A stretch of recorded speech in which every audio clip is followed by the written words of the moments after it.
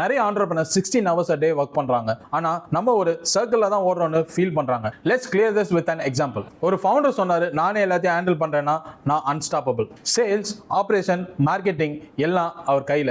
But உண்மை என்னன்னா அவர் பிசினஸை lead பண்ணல, பிசினஸ்ல இருந்த குழப்பத்தை தான் மேனேஜ் பண்ணிட்டு இருந்தாரு.